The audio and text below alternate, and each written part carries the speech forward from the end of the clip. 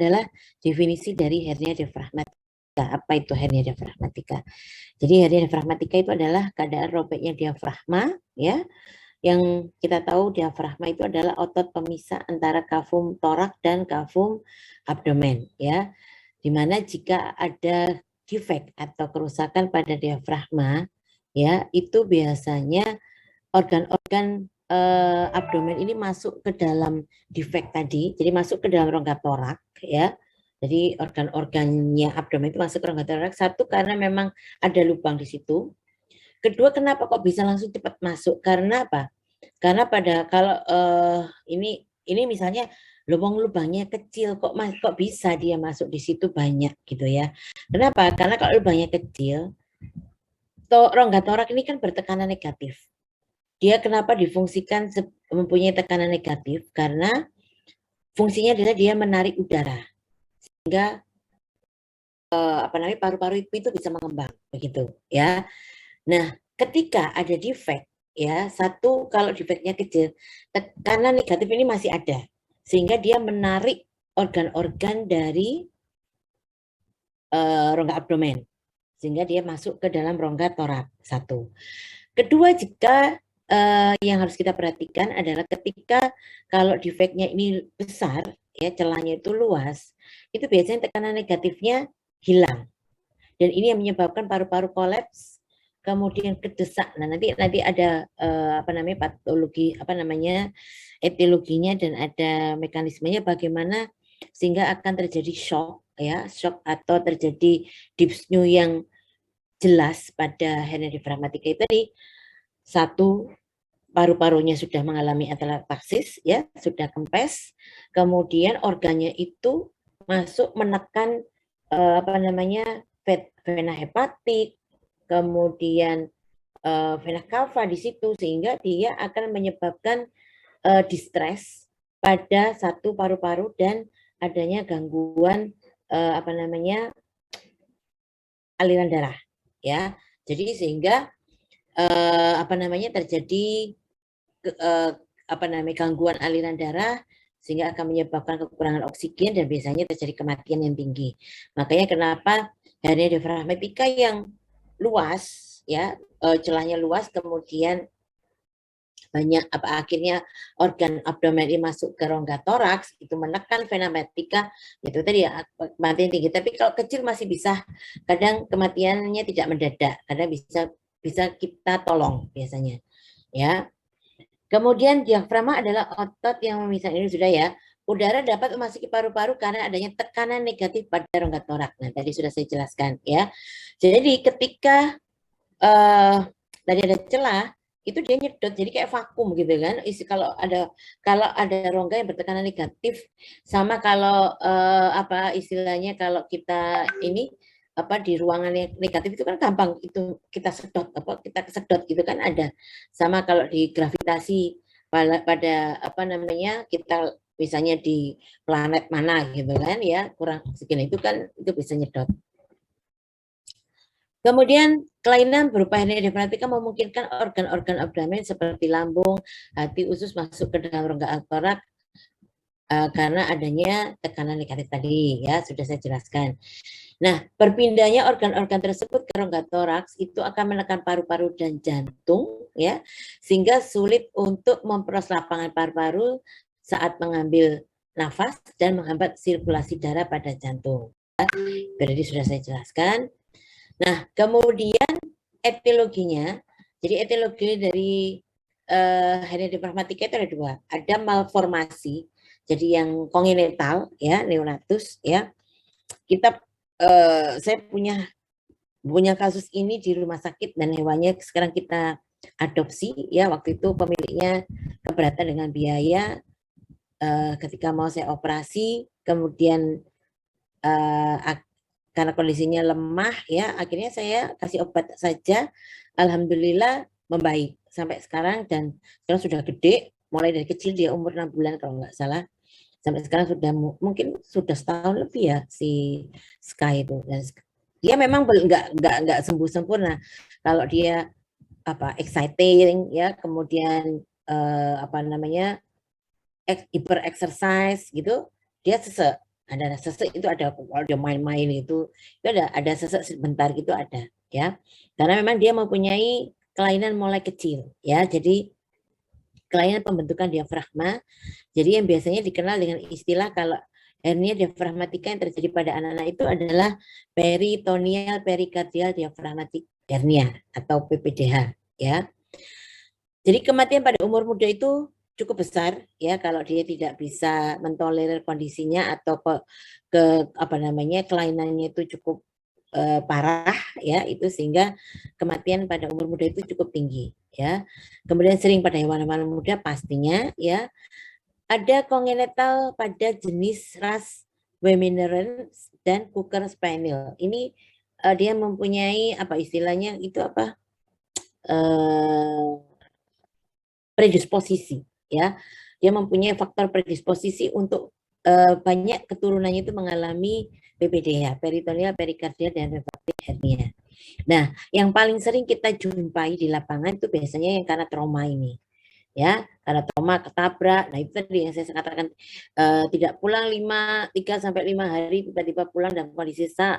Nah, ketika itu ada memar di dada atau kadang nggak ada memar di dada tiba-tiba itu tadi apa namanya dia sesak di foto kelihatan ada ruptur pada hernianya ya.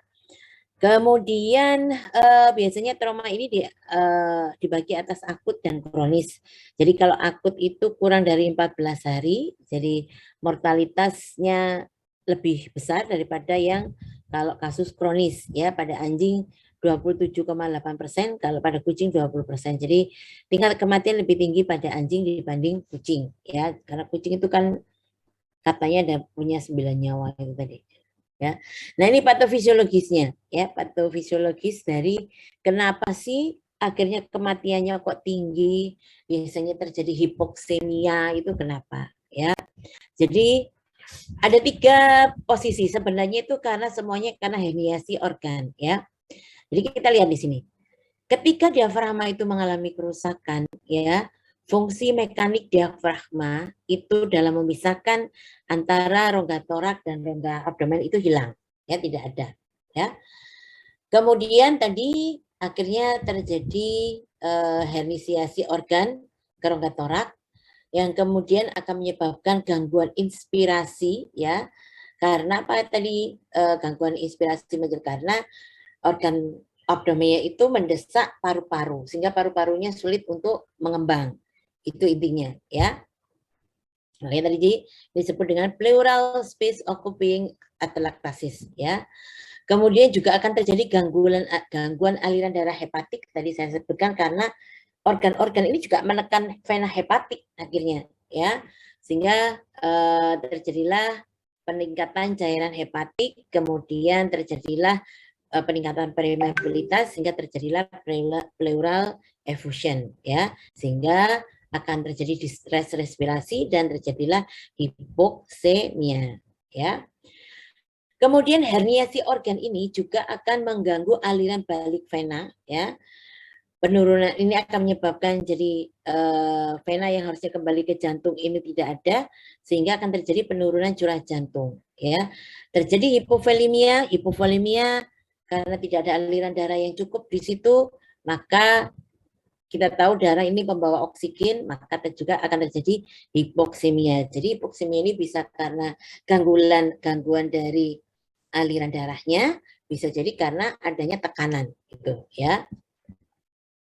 Kemudian herniasi organ ini juga menyebabkan obstruksi gastrointestinal atau nekrosis pada organ yang terkena. Jadi ada biasanya karena dia masuk kemudian terjadi penjempitan ya, sehingga ada sebagian organ dari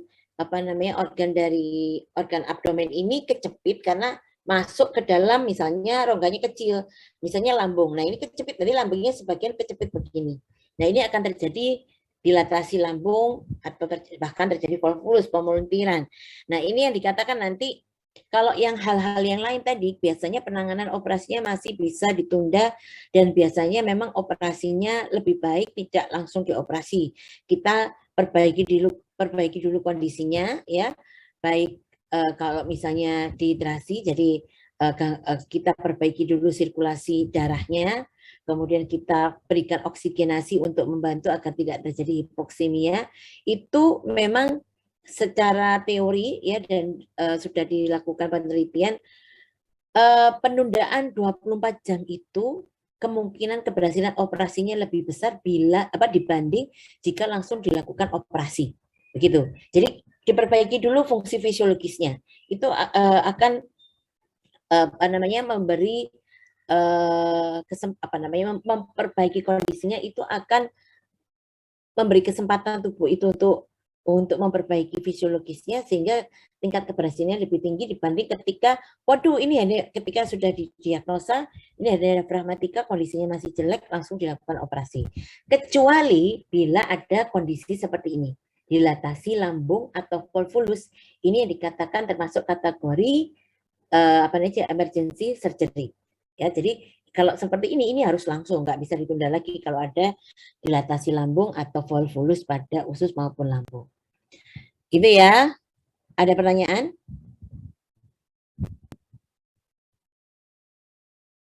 Belum ada? Baik, kalau belum ada kita lanjut ke gejala klinis. Ya, gejala klinis itu tergantung dari tingkat keparahan. Ya tadi keparahannya ini kerusakan dari hernianya, diafragmanya besar kecil dari kerusakan diafragma ini menentukan gejala klinisnya. Ya. Kemudian hernia diafragmatika kongenital pada anjing tidak menunjukkan gejala.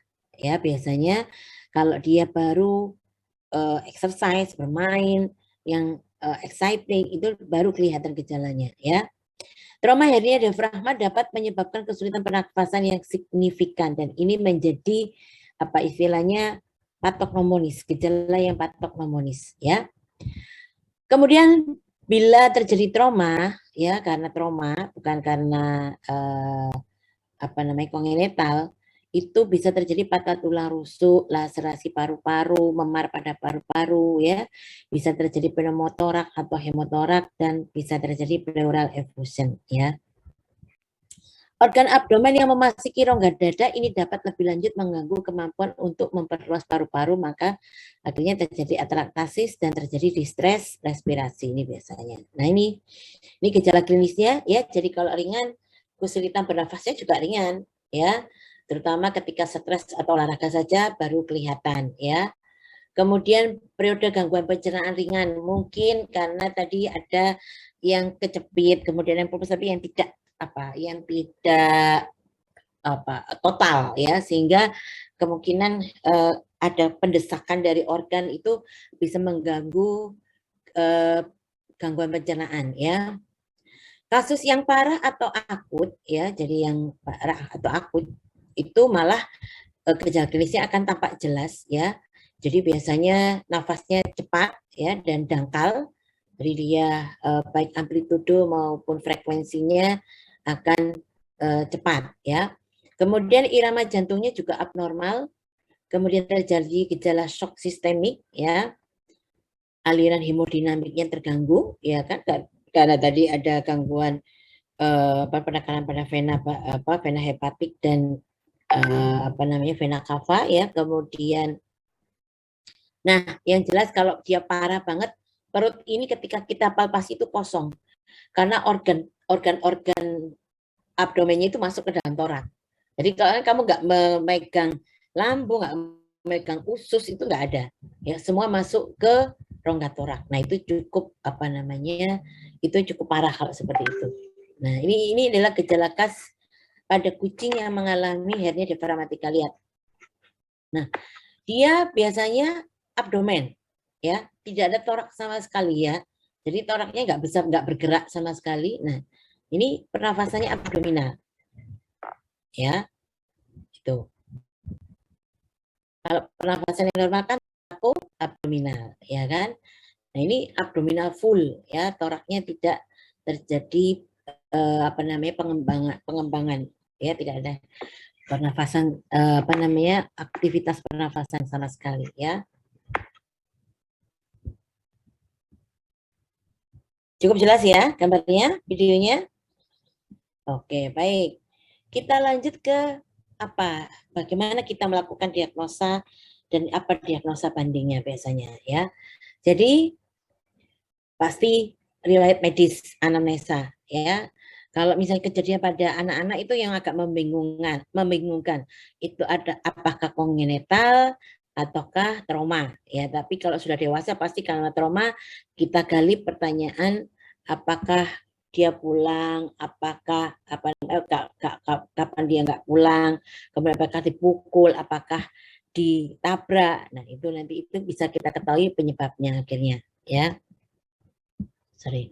Kemudian lakukan pemeriksaan fisik dan yang paling jelas itu adalah kita lakukan pemeriksaan radiografi ya. Kemudian lakukan tes darah dan urin jika pasien menunjukkan gejala shock ya. Jadi kalau gejala shock langsung tindakan kita ambil darah, kita periksa urin apakah ada gangguan hemodinamik yang cukup berat ya sehingga akhirnya kita harus menunda dulu, jangan langsung gegabah melakukan tindakan operasi ya. USG atau studi radiografi berwarna khusus akan diperlukan untuk diagnosa definitif. Jadi kadang ada yang membingungkan tadi, apakah ini pleural effusion tadi saya katakan, ada diagnosa bandingnya biasanya kalau tidak hemotoraks atau pleural effusion, ya kan? Nah, untuk membandingkan itu, untuk memastikan apakah itu pleural effusion, apakah itu hernia diafragmatika, kita lakukan kontras radiografi. Nah, kontras radiografi ini kan dimasukin bubur barium gitu, sehingga ketika tahu kalau ada bubur barium itu masuk ke rongga torak, berarti itu kan ada organ dalam yang masuk ke situ. Paham maksud saya? Kalau tidak ada bubur barium yang masuk ke rongga torak, berarti kan nggak ada rongga dalam yang ada di situ. Berarti itu memang hemotoraks atau memang pleural effusion, gitu ya. Oke, nah ini radiografi ya. Radiografi tes yang paling berguna untuk diagnosa hernia diafragmatika ya.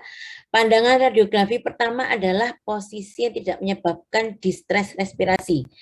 Posisi yang tidak menyebabkan distress respirasi itu lateral dan dorsoventral. Jadi tengkurap ya. Jangan lupa ini nanti ada kisi-kisi kalau kalian nanti ujian UKM PPDH ya. Itu nanti ada pertanyaan biasanya ada karena pernah saya baca itu jadi juga salah satu soal saya ya. Jadi posisi yang aman untuk kalau terjadi distress respirasi untuk pemeriksaan radiografi adalah lateral dan dorsoventral, bukan ventrodorsal ya. Kalau ventrodorsal dia malah akan membuat sesak, malah distress respirasinya akan parah ya. Jadi ingat dorsoventral dan lateral, bukan ventrodorsal ya.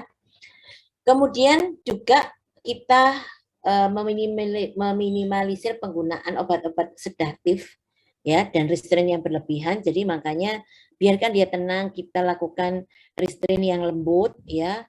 Kalau perlu memang diberikan ini kantong pasir ini untuk menahan, jadi kita tidak pegang. Biasanya kan kadang takut kalau dipegang orang, nah itu boleh dibuat kayak gini. Ini ada kayak penahan pada radiografi itu kan ada untuk positioning itu kan ada kayak bantal gitu, bantal yang untuk memposisikan tanpa harus kita memegang pasien tersebut ya. Kemudian ada tangannya dikasih bantalan pasir supaya dia tidak gerak. Biasanya kan kalau kondisi sudah stres hernia diafragmatika ini parah itu biasanya sudah lemas kondisinya ya. Kemudian temuan viscera di dada sering saat lakukan X-ray. Nah ini adalah hasil X-ray-nya yang jelas. Nah ini kita pelajari normalnya dulu. Nah kalau ini posisi lateral, kita lihat jelas sekali. Ini adalah batas yang jelas dari diafragma, ya kan jelas kelihatan. Bandingkan dengan pada kasus diafragmatika, mana kita tidak menemukan batas yang jelas dari diafragma. Cukup jelas ya ini ya, kita bandingkannya ya. Kemudian paru-parunya, lihat ini, paru-parunya atelektasis. Padahal harusnya paru-paru itu segini besarnya. Ini hitam. Ini masih ada hitam paru-paru. Tapi lihat yang di sini dia hanya segini. Harusnya kan penuh seperti ini, dia hanya di sini. Siluet jantung juga tidak tampak. Ya, Surat jantung juga tidak tampak sehingga apa namanya? Sebentar ya.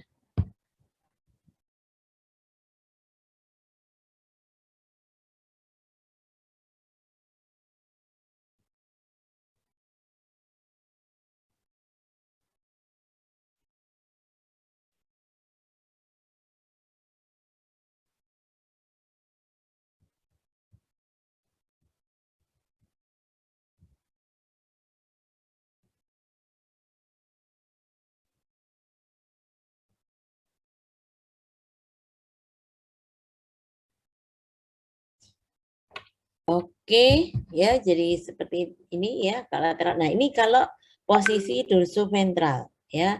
Dorsoventral ini seperti ini juga cukup jelas.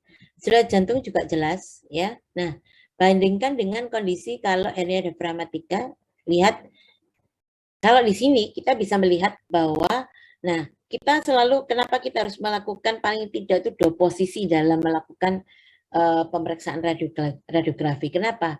Karena kalau secara lateral begini, kita tidak tahu kerusakannya itu ada di mana. Sama-sama nggak kelihatan, tapi kita tidak tahu posisinya di sebelah kiri atau sebelah kanan kerusakannya. Gitu kan? Kita nggak tahu lateral, ya kan? Kita tidak tahu posisinya kerusakannya di mana, betul nggak? Nah, kalau pada dorsoventral atau ventrodorsal itu kita bisa melihat, nah seperti ini. Ini kita lihat, kalau baca X-ray ya, ini seperti ini kanan, ini sebenarnya harusnya salah, tetap harus diberikan tanda R dan L. Tapi selalu kalau membaca yang benar bahwa kanannya dia ya, sorry, ini kanan kita. Ini kan kalau kita bacanya begini, menghadap sama dengan kalau kalian menghadap ini. Ini kan kanan kita, berarti ini kirinya dia. Ini berarti ini sebelah kiri. Ya, kita juga lihat dari apexnya jantung itu adalah ke arah kiri. Ya kan? Kita lihat nih, meskipun sebenarnya kalau pun tidak dikasih RL itu kita sudah tahu bahwa ini adalah karena melengoknya di sini, ini adalah yang sebelah kiri, ini adalah ventrikel kanan, ini ventrikel kiri. Gitu ya. Ya. Jadi kalau kita lihat di sini yang nggak jelas ini kan dia separuh begini nih. Ini kan diafragmanya kan begini. Ini kan sudah nggak kelihatan kabur. Ini kan paru-parunya masih jelas. Berarti ini dia mengalami yang kalau kita buka pasti yang mengalami kerusakan adalah yang di sebelah kiri. Ya, sebelah kiri. Jadi dia nggak sepenuhnya buka, tapi ini cukup besar sampai di sini nih kerusakannya. Sebelah kanan pun sudah mulai kelihatan ada tidak batasnya tidak jelas gitu ya. Paham ya untuk pembacaan radiografi? Kelihatan jelas ya. Nah, ini yang saya katakan tadi kontras radiografi. Ini dosisnya kamu bisa baca di sini. Nah, ini saya katakan tadi. Misalnya ini putih kita ragu-ragu ini atau pemiliknya juga nggak kemana-mana kok dok. Padahal dia tidak tahu kadang dipukul sama pembantu atau dia jatuh dari tangga. Itu tidak tahu kadang, ya kan? Nah itu kadang pemilik kadang kalau nggak aware ternyata dipukul sama pembantunya, diinjek sama anaknya nggak tahu kan kalau posisinya. Nah itu kita bisa kalau kita apa nggak apa-apa nggak kemana-mana selalu kita kandangkan bla bla kadang gitu. Itu kan ada yang membuat kita bingung kan? Tapi kok sesak. Nah pada waktu difoto kelihatan sama-sama putih. Nah ini kita nggak tahu. Lah kalau kita memang percaya dengan orangnya, pasti nggak mungkin hernia. Pasti itu pelor effusion. Oh, katanya di rumah, ya kan, nggak pernah jalan-jalan. Ternyata dikepuk oleh pembantu nih ya. Nah kan nggak ngerti ya. Jadi kita bisa memastikan itu dengan memberikan bubur barium yang kita masukkan bisa secara peroral maupun lewat dubur. Nah ini kan saluran cerna berarti. Nah saluran cerna berarti kan karena laut mulut dan dubur kan pasti masuknya bubur barium itu kan uh, selalu di saluran cerna, ya kan? Nah, ketika ada gambaran kontras begini, bubur barium itu masuk ke torak, berarti ini adalah ada organ intestinal atau organ abdomen yang masuk ke dalam torak, berarti ini adalah hernia diafragmatika. Gitu ya, paham ya? Oke, sebelum kita menginjak ke terapi, ada pertanyaan? Saya izin bertanya, dokter. Ya, monggo, Nesya. Jadi kalau misalnya untuk melihat diafragma yang kanan atau yang kiri, yang lubang itu, kenapa X-ray-nya nggak cuma yang dorsoventral aja? Kenapa harus pakai lateral? Terima kasih. Karena lateral itu juga memastikan, kadang kalau ventrodorsal saja tidak bisa memastikan secara jelas juga. Kalau lateral itu akan kelihatan betul kerusakan. Maksudnya itu gini. Nah, ini batas ini itu lebih jelas kalau lateral memang. Ini kalau diafragma ini kadang ada misalnya tadi apa namanya kita tidak bisa melihat kerusakan jantungnya, kita tidak bisa merusak sampai kecilnya aktelatasis dari paru-paru ini nggak jelas. Ini kan kita yang jelas tahu. Nah, ini paru-paru. Kalau di ini kita nggak tahu kerusakan paru-parunya sampai seberapa kalau di dorsal ventral. Paham ya Nisa ya? Nisa, halo? Ya, dokter. Ya, jadi kalau untuk melihat batas-batasnya itu lebih jelas pada lateral. Cuman kita tidak tahu di lateral ini kerusakannya ada di mana. Jadi semua memang lebih baik adalah selalu dikatakan dalam pemeriksaan radiografi minimal itu, kalau nanti itu pun ada pertanyaan seperti itu di ujian UKM BPD ya, itu harus 2 minimal. Kalau kamu jawab 1 nanti salah, ya, apapun itu kasusnya, ya, itu untuk membandingkan, gitu. Oke, ada lagi? Dokter izin bertanya, Dok. Ya. Tadi yang digambarkan radiografinya itu kenapa terbentuk gas, Dok? Yang di hernia diafragmatika. Hernia yang di mana? Sebentar. Mana? Yang mana? Ini? Yang di abnormalnya, iya. Ya? Normal? Yang di abnormal. Oh ya, di abnormal. Kenapa? Terbentuk apa? Adanya gas di kafum torax. Mana? Ini dia putih loh, Nak. Kalau gas itu hitam. Ini putih, cairan berarti, Nak. Paham? Ini putih loh. Harusnya kalau gas atau udara itu hitam. Nah, ini kalau yang normal kan hitam seperti ini. Paru-parunya. Nah, ini kan dia putih. Ada hitam sedikit, ini memang berarti masih ada udara yang masuk ke situ. Jadi dia tidak total, misalnya itu tadi mungkin karena yang sebelah kiri, ini yang sebelah paru-paru yang sebelah kanan masih hitam. Paham ya? Ya, nggih, dokter. Makasih, dok. Oke, sama-sama. Ada lagi? Dokter izin bertanya. Ya, monggo. Untuk pemberian barium tadi di jeda berapa jam sebelum dilakukan radiografi ya dokter untuk menyeluruh ke seluruh organ pencernaan? Terima kasih. Biasanya antara 30 sampai 1 jam kita bisa melihat. Atau kalau mau dilihat berseri biasanya, tapi nggak perlu kecuali kalau kita melihat obstruksi pada intestinal misalnya, itu biasanya kita buat berseri. Tapi biasanya penyerapan bubur barium itu biasanya 30 menit sudah terserap. Jadi biasanya kalau tidak ada istilahnya obstruksi pada intestinal, itu biasanya 30 menit itu sudah masuk semua, sehingga kita tahu kalau ada organ yang abdominal yang masuk ke rongga torak kelihatan sudah. Gitu. Baik dokter, terima kasih. Baik, ada lagi?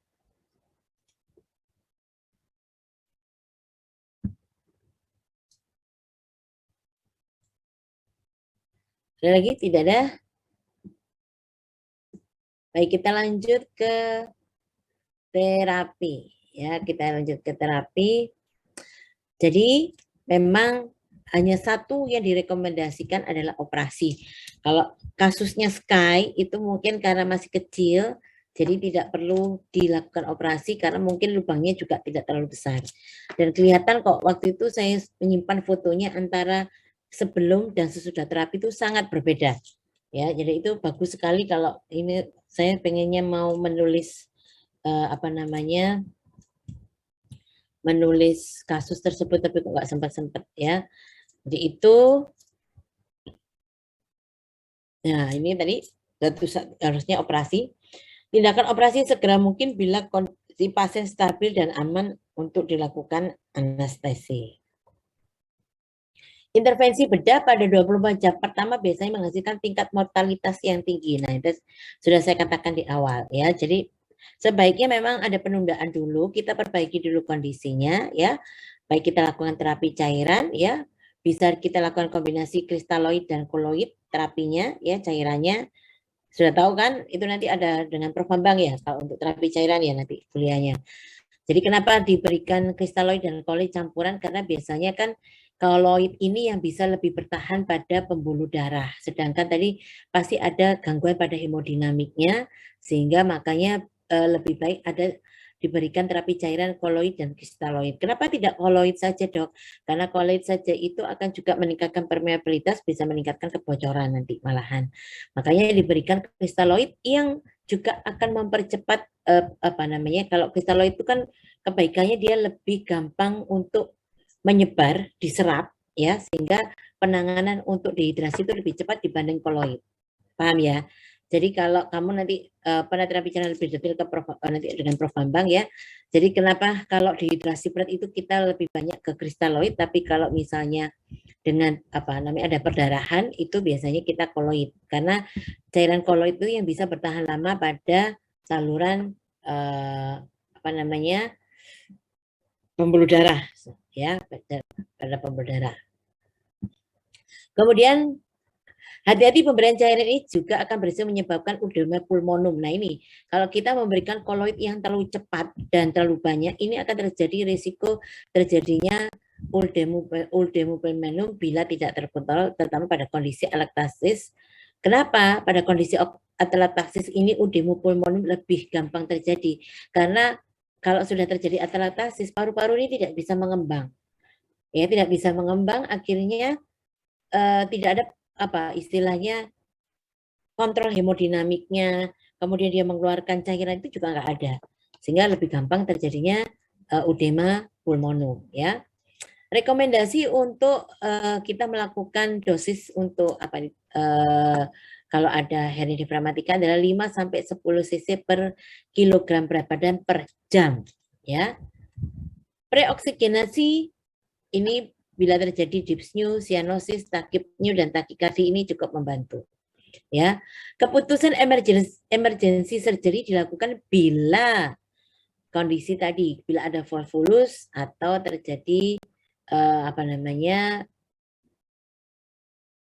volvulus pada lambung atau intestinal, di mana torakosintesis dan terapi oksigen tidak bisa dilakukan. Ya, tadi kalau biasanya kalau ada banyak ada cairan pada rongga toraks, itu bisa kita lakukan torakosintesis ya.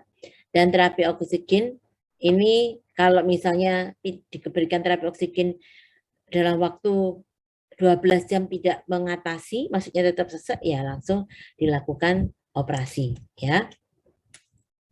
Nah, tahap-tahap pelaksanaan operasi ini ada tahap pertama dan tahap kedua. Tahap pertama ini ada persiapan ya, meliputi pemilihan dari anestesi umum. Pilihlah anestesi umum yang sangat aman ya, yang tidak menimbulkan stres respirasi. Ketamin tidak kita sarankan ya. Kita lakukan propofol, itu yang paling bagus baik untuk kucing maupun anjing sebenarnya ya. Kemudian boleh kalau maupun ketamin terpaksa boleh dicampur diazepam. Kalau saya sih tidak menyarankan, kalau saya biasanya pakai soletil. Soletil ini sebenarnya hampir sama campuran antara diazepam ketamin, cuman kan generasi yang lebih tinggi. Jadi kalau soletil itu kan campuran antara solazepam dan teletamin ya. Jadi generasinya lebih tinggi daripada diazepam dan ketamin. Jadi itu yang bisa dan kalau memang ada mesin anestesi, lebih baik gunakan anestesi inhalasi. Tapi untuk induksinya carilah yang paling aman. Kalau kita mau melakukan anestesi inhalasi kan tetap kita harus melakukan induksi untuk pemasangan endotracheal tube, karena kalau kita mengandalkan ambupek dari mesin anestesi tidak akan bisa. Jadi biasanya kita pasang ambupek sendiri, ataupun kalau bisa tetap kita lakukan resusitasi tetap, karena itu untuk mengeluarkan atau mempertahankan adanya tekanan negatif yang harus kita butuhkan. Jadi tetap ambupeknya itu harus kita tekan-tekan terus sesuai dengan pelan nafasnya. Kalau enggak, tekanan negatifnya nggak akan muncul yang ada tekanan positif, ya. Potensi respirasi instabil cukup besar, ya. Tindakan induksi ke intubasi harus cepat dan lembut. Tadi saya katakan, ketika kalau sudah kita induksi, kita dengan tadi anestesi propofol atau Zolethil, kalau sudah dia betul-betul sudah teranestesi dengan masuk ke stadium 3, langsung masukkan ETT, ya, dengan melakukan intubasi ETT harus cepat tapi lembut, jangan gerusak-gerusuk, ya. Karena ini akan meminimalkan terjadinya hipoventilasi atau hipoksemia, ya. Kemudian preoksigenasi ini sangat meminimalkan stres, ya. Oksigenasi maksimal sebelum induksi ini juga harus dilakukan. Nah, kemudian siapkan preparat vasopresor yang untuk membantu untuk meningkatkan gerakan dari jantung. Tadi karena jantungnya juga akan pasti akan terjadi penurunan curah jantung tadi, maka siapkan obat-obat ini, doputamin atau epinefrin. Kalau saya biasanya saya siapkan epinefrin. Jadi epinefrin itu biasanya saya encerkan. Biasanya 0,3 cc, saya campur sampai 0,7 jadi 1 cc. Nah, itu nanti biasanya kalau pada kucing, ya, itu selalu hampir saya siapkan 3 spep, ya, jadi 3 cc. Biasanya itu hampir habis biasanya. Dan itu biasanya kita suntikan setiap kali dia jantungnya mulai melemah, ya, kita lihat dari denyut nadinya, kemudian kita lihat dari kontraksi jantung kepada layar monitor, atau kita pakai stetoskop kalau kita tidak punya monitoring pasien, itu suntikan epinefrin tadi yang sudah diencerkan tadi 0,2 cc. Itu biasanya pada kucing, dan itu bisa sampai sekitar 20 menit sekali, ya, kadang. Bahkan kalau yang parah bisa 15 menit sekali, ya. Tuh. Ini saya lakukan intermittent positive pressure ventilation. Jadi ini kita baiknya harus kita tekan-tekan, tapi jangan teman-teman. Jadi seiring dengan nafasnya dia, ya, seiring dengan nafasnya dia, ya. Kemudian pasang infus, tetap dilakukan terapi cairan, kemudian berikan antibiotik untuk propilaksis, ya. Langsung aja yang tinggi karena biasanya ada hemotorak, ada effusion pleural, itu akan merangsang untuk terjadinya timbulan bakteri di situ karena ada cairan, ya, sehingga harus kita berikan antibiotik yang cukup kelas tinggi, ya. Kemudian peralatan tambahan ini kita lakukan pulse oximetry untuk mengukur pulsusnya. Tadi saya katakan ada monitoring pasien, stetoskop. Ini pun kalau nggak ada, kita cukup pakai stetoskop, nggak masalah. Ini pun pada waktu saya operasi, ya, dengan Dokter Rahman itu ini pasiennya Dokter Rahman ini. Kita kerjakan di rumah sakit hewan. Ini kita waktu itu anestesinya rusak, tetap kita pakai anestesi induksi, injectable induksi. Itu enggak masalah selama, tapi tetap timnya harus banyak, ya. Jadi ada yang tetap ini tugasnya melakukan IPPV, ada yang melakukan pemeriksaan jantung pakai stetoskop ini, ya. Kemudian ada yang memeriksa anestesinya sendiri. Kalau sudah bangun harus diinjeksikan injeksi epinefrin, tambahan anestesi dan sebagainya. Minimal 5. Ini yang operatornya saya dengan Dokter Rahman, ya.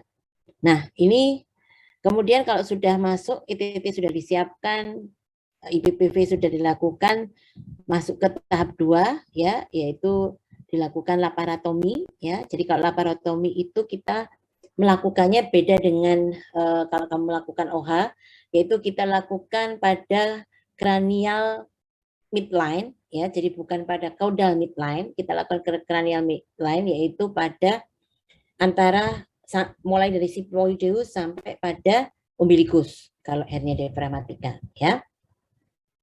Kemudian buang ligamentum falciformisnya, tarik pelan-pelan, ya, organ abdominal dikembalikan ke tempat semula. Jangan menariknya itu langsung cepat-cepat gitu, enggak. Kenapa? Nanti akan terjadi shock.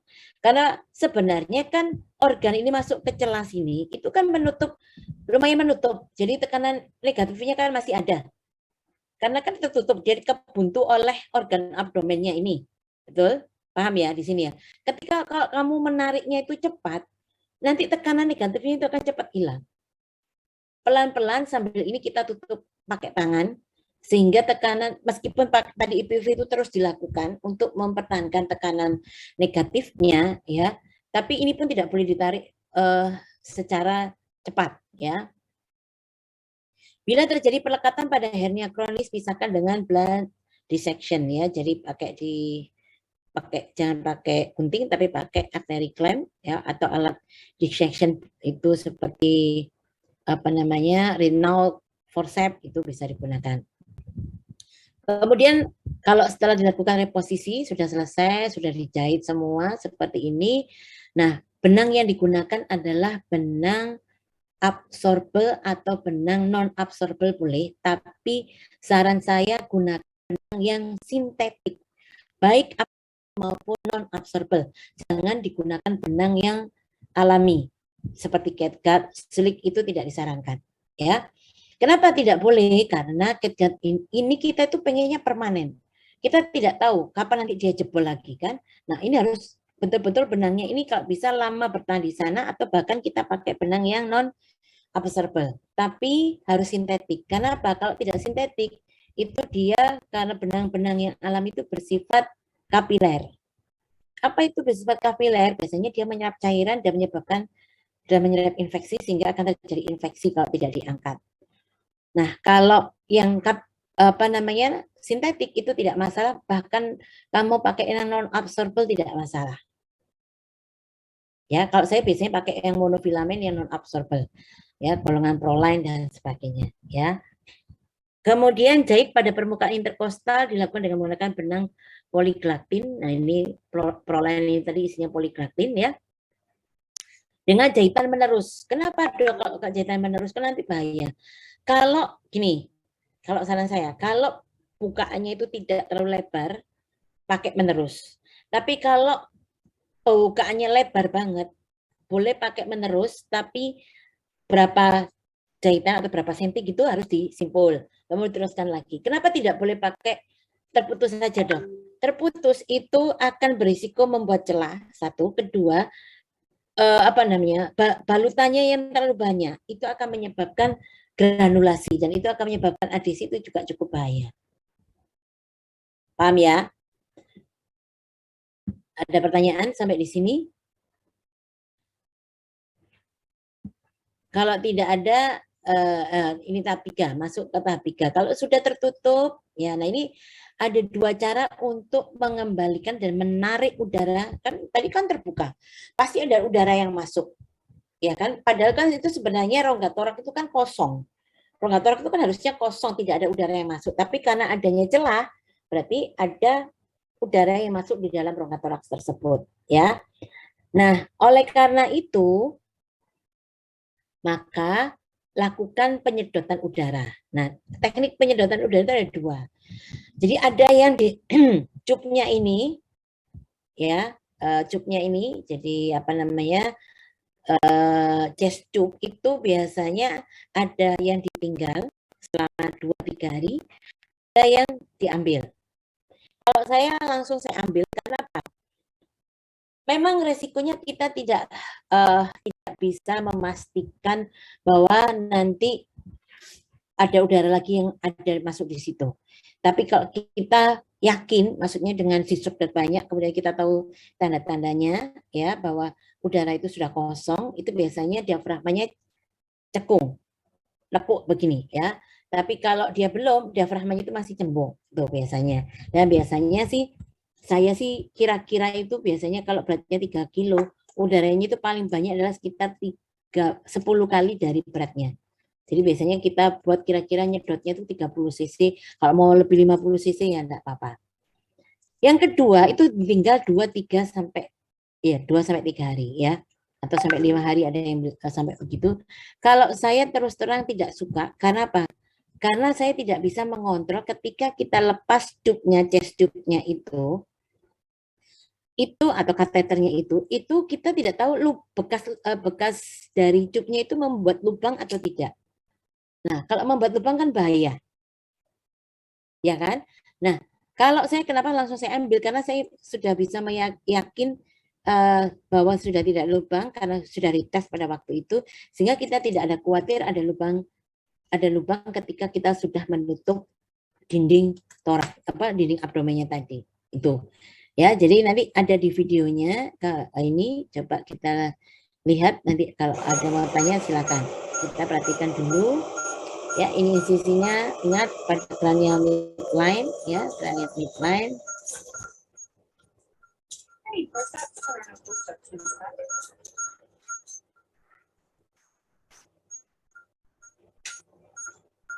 Ini saya percepat saja, ini insisi ya. Ini sudah diidentifikasi muskulusnya, ya, ternyata yang masuk levernya di situ, diafragmanya rusak, celahnya sudah cincinnya sudah kita temukan. Ternyata yang rusak itu adalah, yang masuk di situ adalah lever.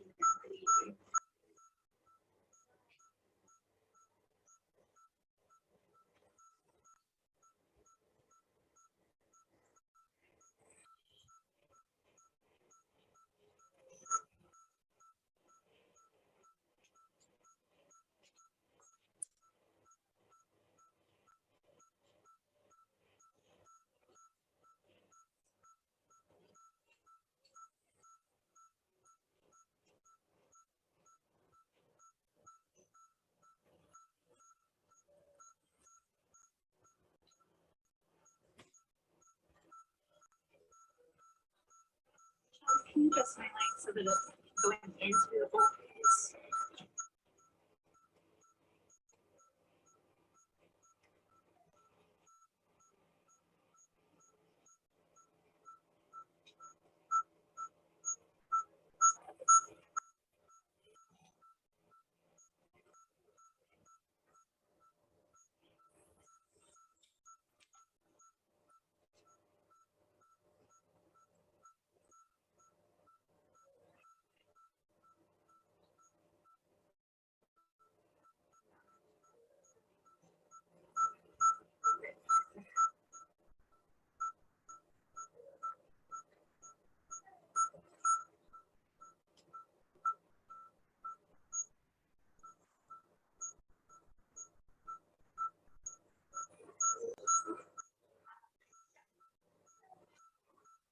Alice, did you close up? There's the one on.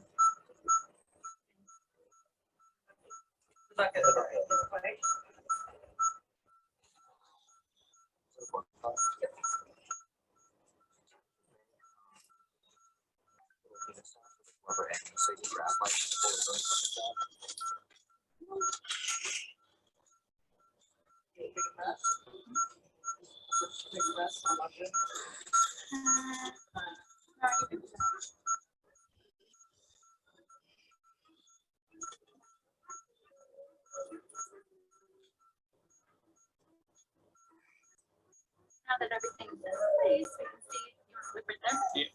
Yeah.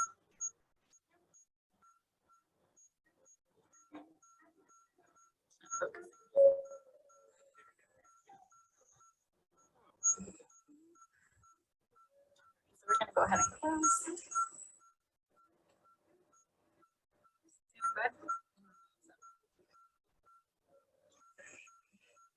Dog, we really had to worry about it. For both cats, we haven't really had to do much with. She used one of her lives to. Gonna joke that it's a well known fact that cats have 9 lives. I wish they had 9 bank accounts. And what? Bank accounts. Bank accounts. Oh yeah. I will own plenty of cats if that's the case. I have a horde of cats. I have 2. What did we say a horde of cats was called yesterday? Yeah, Clouder. Yeah, that's right. Stupid. Red shower. It's a colony of cats. Yeah. Or a flock. Or a flock. I'm gonna upload this video with the volume on. Oh, okay. This is what we talk about during. I can edit all of this out if you like. Oh no, I'm gonna take the volume out. I was Just joking. Are you gonna talk over it? I think it would be a good idea for you to do the voiceovers. Yeah. Just a pain in the butt. Yeah, I was thinking someone's I could- crying and I can't control that. Because if we put actual, if I buy an actual GoPro, I can edit all those videos on my computer, make it look really nice. Nice animations and yeah. I can even put a camera on the pulse ox throughout the whole surgery, so the pulse ox can go with the They have surgery. GoPro glasses. We should do it when we get here, though. You could just wear them while you're doing surgery, and you don't have to focus or anything. I'll wear them. I don't give a shit. Like, that would be such a good idea. If I pause the video, can it readjust to your right side? Would that work? No. Just next. Yeah, that's fine. All right, and we're back on recording. That's a lot better. Oh yeah.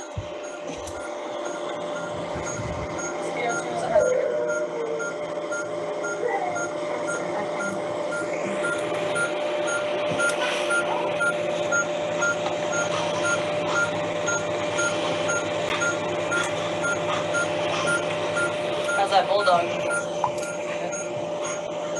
Dr. Sasha, you looks really complicated.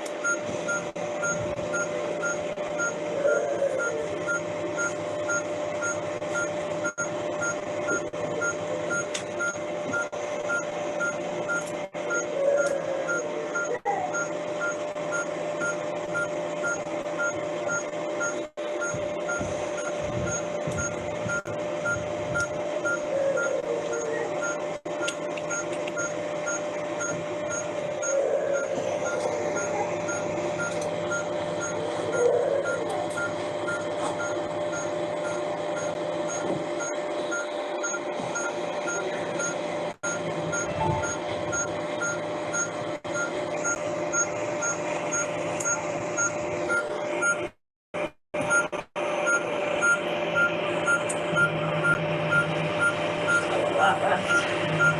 That's a huge hernia. Biggest one so far. Huh? This is the biggest one so far. Oh yeah, holy crap. I had some great footage for y'all to watch.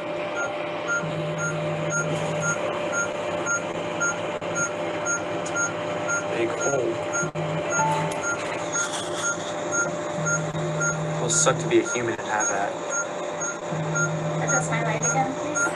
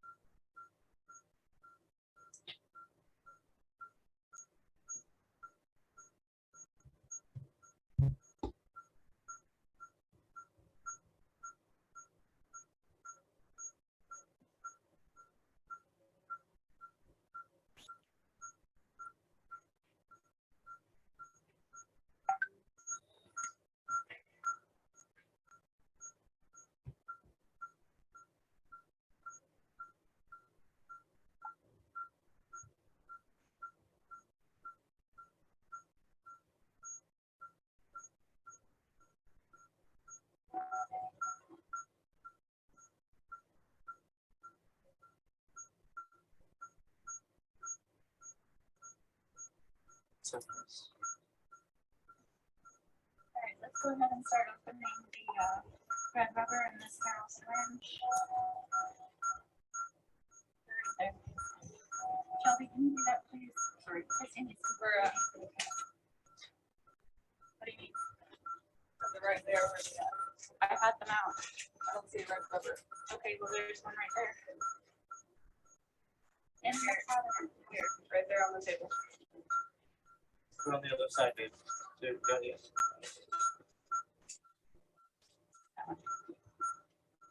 In the cabinet right here.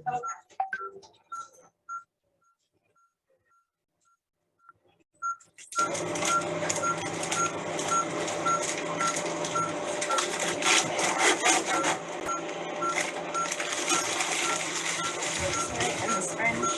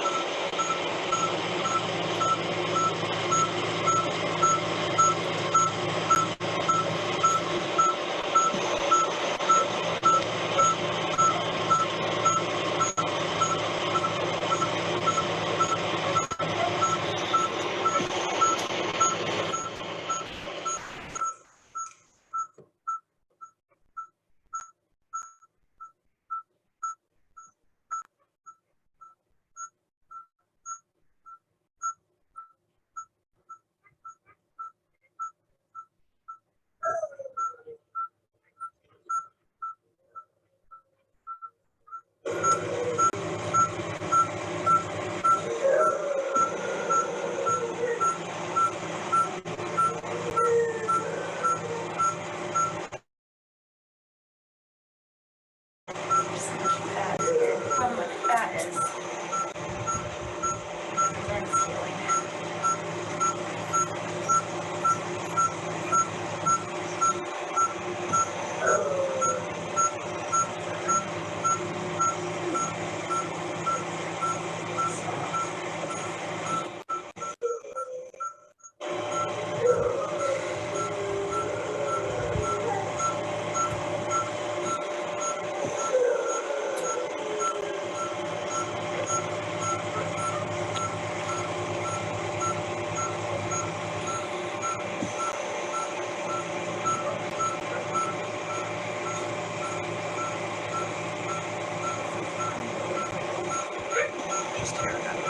It's not, but this hernia is literally encompassing the entire diaphragm. I made that happen. Ini saya percepat saja. Ini kan dia menutup ya, proses nutupnya ya, sampai selesai. Nah, ini sebelum, sebentar.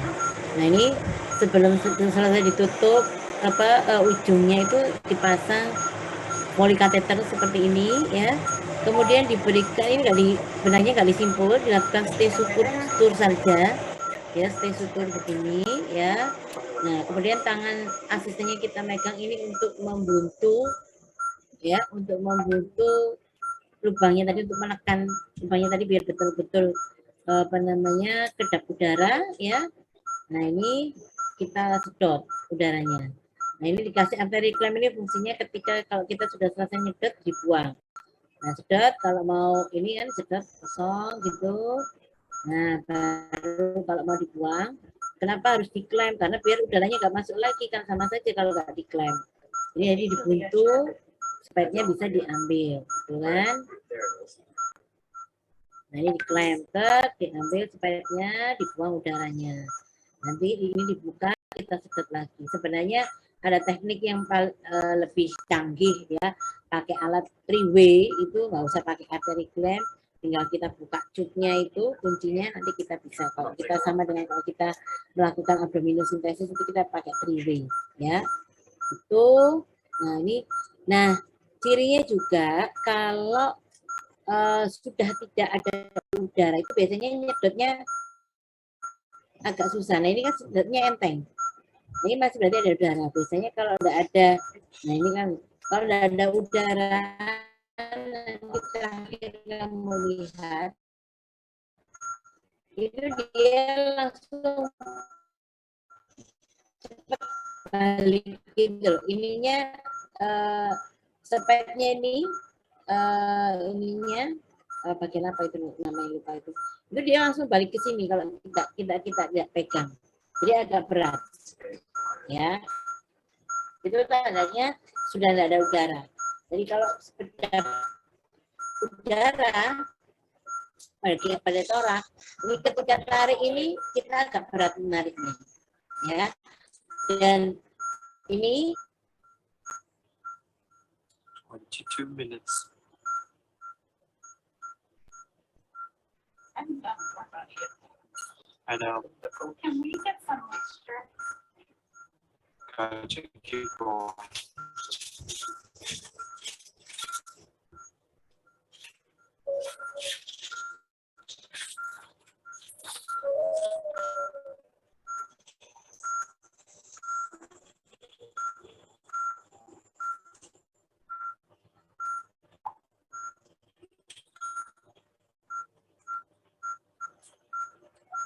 Through those gloves.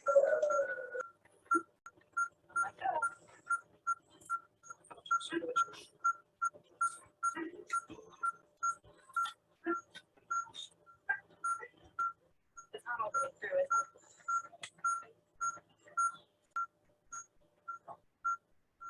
Wouldn't that be funny if it was like that? We're just sucking it out of the air pretty much.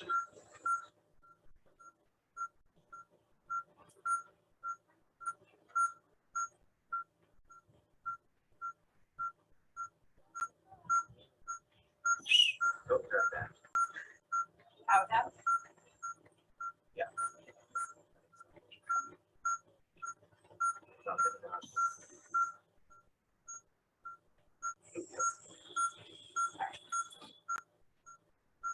Yep.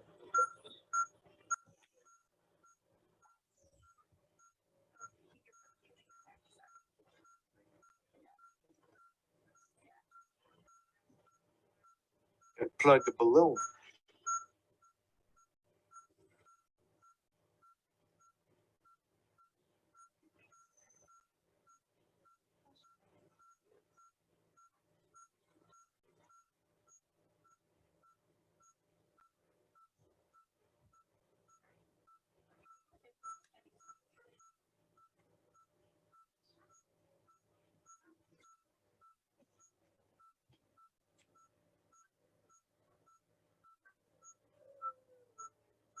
Oh, my arms. And hold it. Let's do some saline in the afternoon. Susan, why are you grabbing it? nah, ini tadi diisi pakai air hangat salin seperti saya katakan pada waktu kuliah Yeah, I'm OH. like, what are you doing? Jadi diisi NaCl atau salin itu fungsinya adalah untuk membersihkan, dan kalau pakai air hangat ini karena untuk menyesuaikan dengan suhu tubuh biar tidak ngedrop ya. Kemudian diberikan cairan ini juga fungsinya adalah untuk mengetes apakah masih ada lubang atau tidak. Sama dengan kalau kita tambal ban itu, kenapa langsung dikasih di air gitu kan? Itu melihat kalau ada lubang kan ada udara bluk-bluk. Nah itu sama nanti tekniknya juga. Nah ini ternyata begitu diperiksa ada benda asing pada lambungnya ya. Show it right here in the camera. Jadi diambil sekalian gitu ya.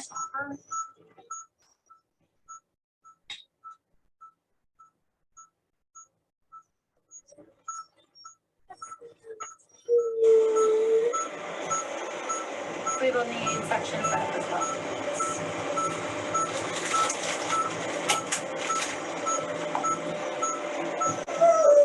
Amen. Right, just to make it.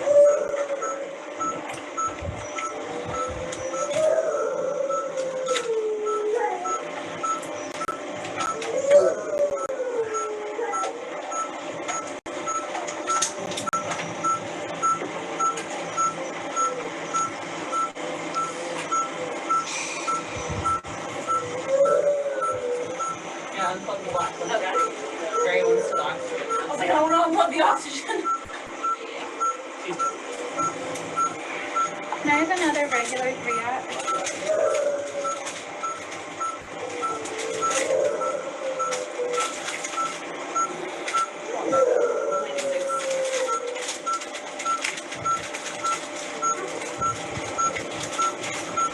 That hernia took up the entire diaphragm. It went down to the spine and up around the entire thorax. Nice. That was inside him? The little plastic piece? That was the part that. Has our bio gotten here yet? Oh, okay. That's good then. Wow, really good. Well, the answer to that is no. 1 o'clock now. That Pa better bring his pizza. It's okay. Oh, I'm sorry. Have her hold it back for you. Once you cut it, be careful.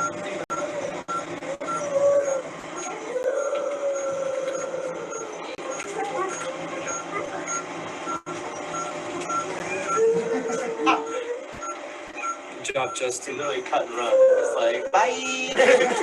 All right, I need section 2.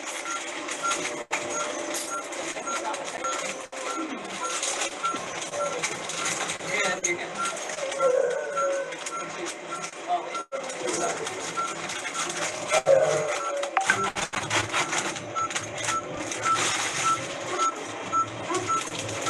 For our 2-year, I'm gonna buy us a couple massages. Water,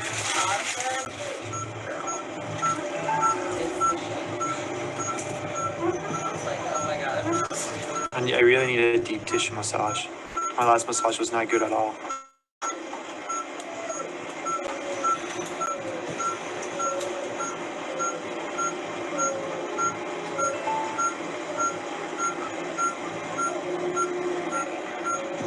Go ahead and forward. You're very good, Brian. Ini ya dicuci. Ternyata ada bubble. Nah itu ada bubble tadi. Alright, section. Nanti harus dijahit lagi ya.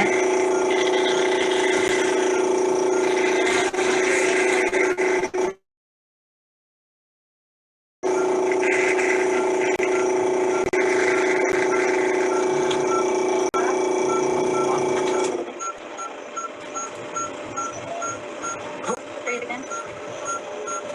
Yeah, Alright, she had dropped there a couple, section.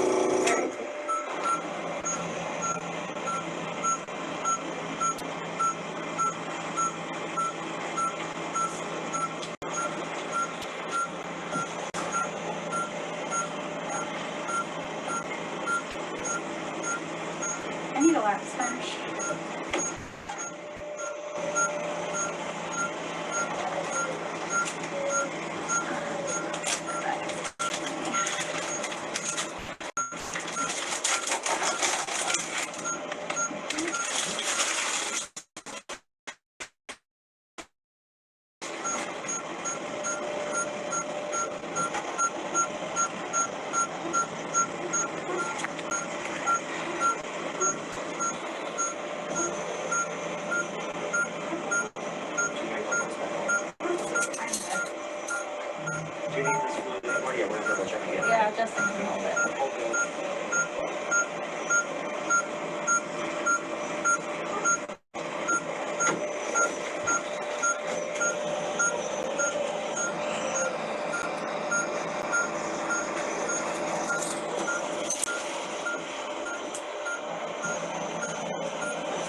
All right. Sorry, breathe again. Hold it. Thank you.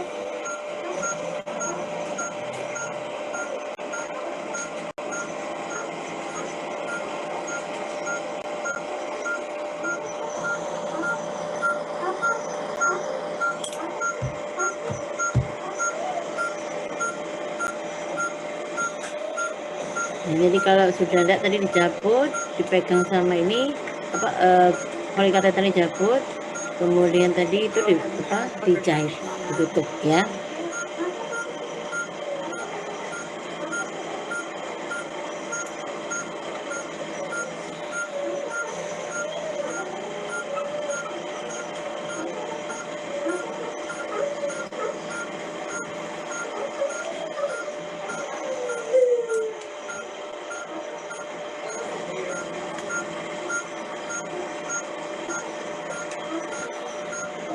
Put this touch.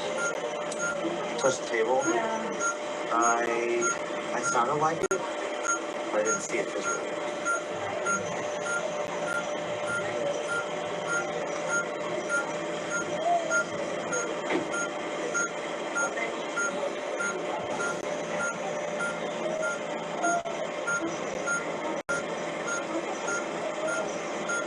All right, Justin, pour some more.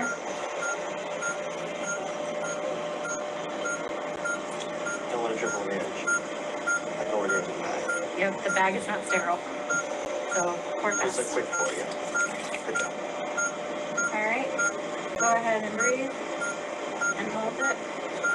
Nah, berarti ini kalau misalkan ada bubble lagi, All right. berarti tidak ada yang lupa. Yeah, we're staying at 100 now.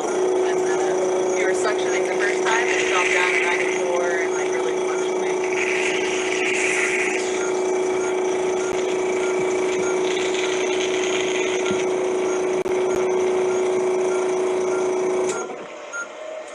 Can you get me a butterfly catheter?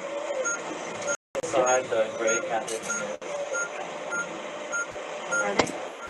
Yes. I wasn't leaning when I was chased. The second drawer underneath the catheters.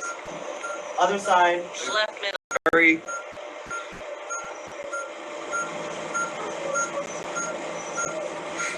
I can't believe that doctor. She's chilling. Alright, keep that thing in there. It's the best she's ever breathed, I'm sure. Great. What? I can't touch that. I'm sorry. Trick question. Just testing you. That was awesome.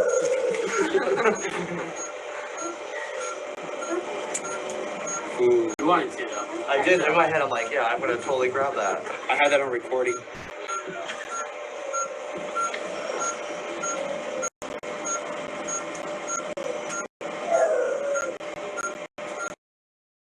And do my heat steps. Ini adalah apa namanya reading wing needle ya, wing needle ini biasanya untuk infus. Ini dimasukkan, fungsinya adalah untuk mengambil sisa cairan yang ketika kita buat untuk ngetes tadi ya, kita ngetes tadi kita kita buang seperti ini. Nah, kita buang semuanya, kita kuras sampai habis. Karena kan tadi untuk ngetes kan ternyata masih ada cairan gitu kan yang masuk. Nah, ini tadi cairan itu kita buang lagi gitu. Yeah, like shut all in there, perfect.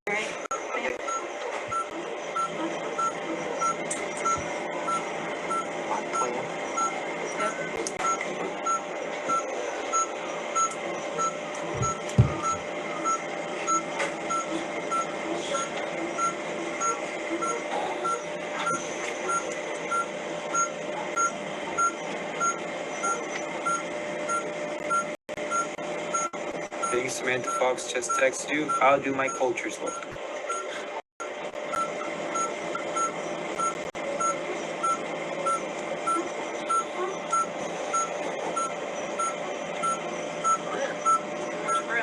Alright. And closing. Thank God. Do you want to report that too?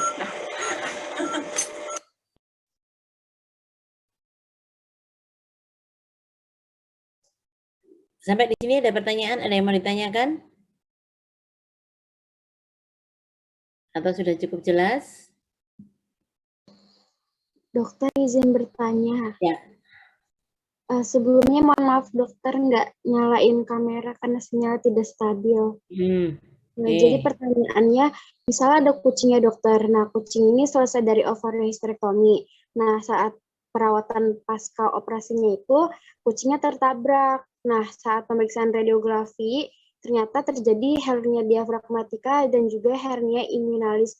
Nah, untuk pelaksanaan operasi ini, kira-kira apa bisa langsung dioperasi atau harus dulu dua jam bagaimana dokter? Terima kasih. Kalau saya kita observasi 24 jam. Kalau perbaiki dulu kondisinya lebih safe. Itu. Meskipun dia roha, ya sama mau harus dilakukan operasi sebenarnya dia makanya. Ya memang akhirnya kalau sampai mana ya mungkin kan mungkin sampai misalnya hanya ini salah sembuh gitu bisa. Aja tapi paling enggak kita bisa istilahnya tunda dulu 2 hari.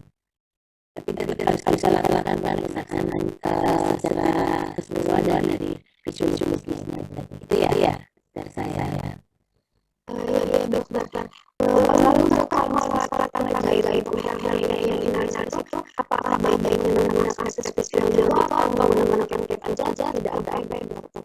Kalau akhirnya saya tetap pakai benang sintetik ya acryl baik yang absorber maupun yang absorber. Kalau pakai kan tidak kuat. Saya pakai ulang karena kan terserah dia. Dan tadi dia bersifat kapiler lagi, jadi gampang nanti mengembangkan cairan yang tahu sendiri.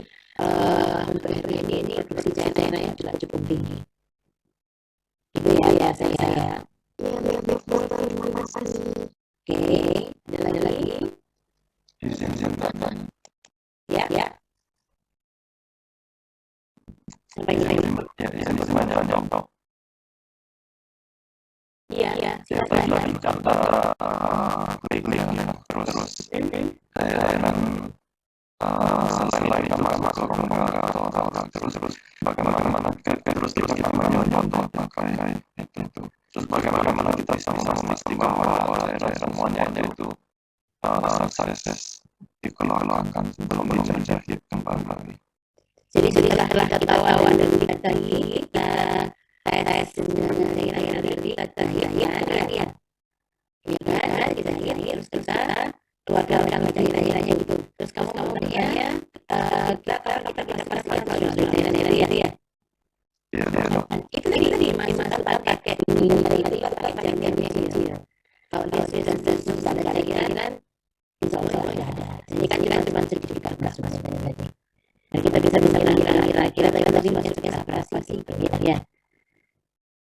Itu sih jadi kalau sinyalnya pakai ini itu kalau panjangnya sampai habis itu ada. Tapi saya mengambil itu untuk posisinya kan agak bawah gitu. Kalau ada daerah yang masih bawah kan risiko daerah. Ya sudah pasti dari sinyalnya. Itu tadi kita juga kira-kira berapa biasanya yang berada luar dan maksudnya yang masih itu. Kalau dia itu pasti sudah cukup. Kalau awal itu kan langsung kita buntu langsung ada lagi biar gitu kita langsung kita biar kita tambah banyak. Baik, terima kasih Pak. Oke, sama-sama. Risiko ada pasti dengan apa-apa dengan proses ini itu gitu nanti dibantu dengan bahan pengeluaran cairan itu ya.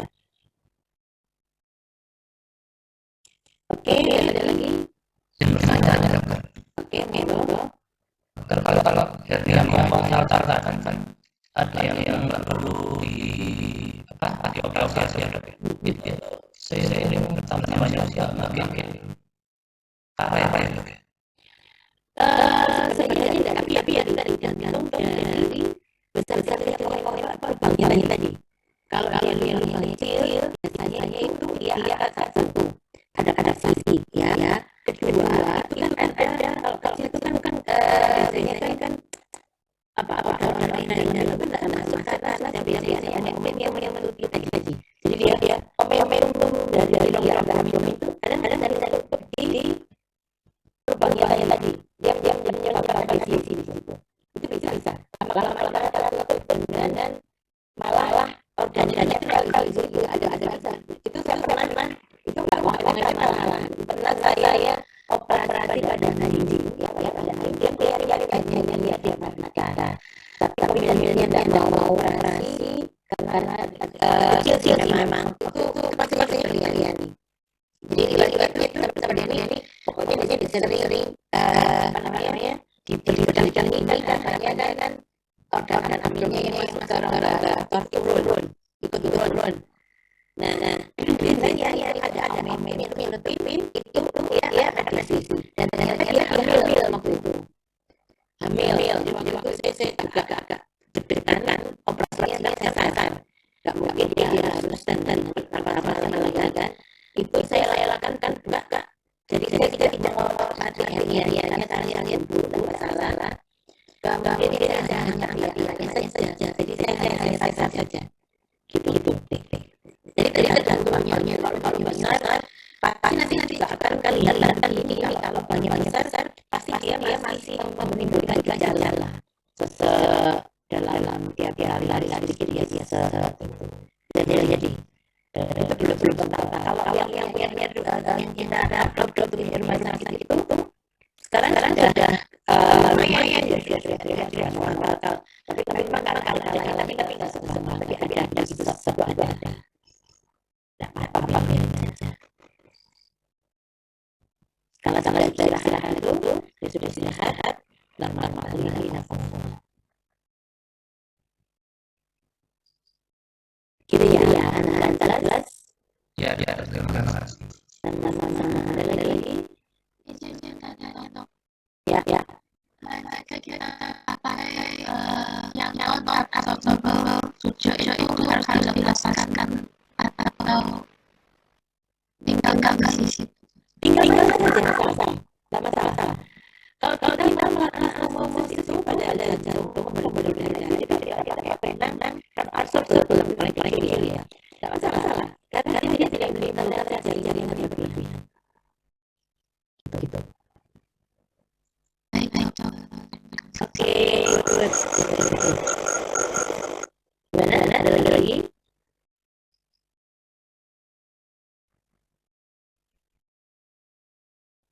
Ada lagi? Kalau tidak ada, jalan-jalan ya. Oke, jadi, nah sekarang manajemen operasinya. Jadi kalau manajemen operasi, itu setelah kita pasang sampai kondisi stabil ya. Terakhir boleh dilaksanakan kembalinya penanganan dapat biasanya paling dia sudah ada rasa tapi dia sudah ada ini ada refleksinya itu yang boleh kita cabut ya. Kemudian dia secara rutin dimonitor dan diberikan oksigen mungkin saat prosesnya penyembuhan. Kemudian yang paling penting puasa 24 jam ya jangan diberikan makanan apapun karena itu untuk membantu biar kalau transisi jalan-jalan akan jadi botol ya. Nah kemudian harus lanjut dengan makanan selama seminggu. Kemudian ada terapi antibiotik teruskan selama seminggu ya. Kalau sudah dilakukan fisik ya. Jika kita harus disiapkan jaga sudah standar ini energinya ya dia sudah sembuh alhamdulillah ini masih konsentrasi waktu malam ini terus bayi sampai ke kamarnya karena depan dia tidak ada sendiri ini masih melalui sudah mulai bangun nafasnya dia sudah abdominal ya bagus. Nah namanya bejo ambil dari dia bejo ini namanya bejo ini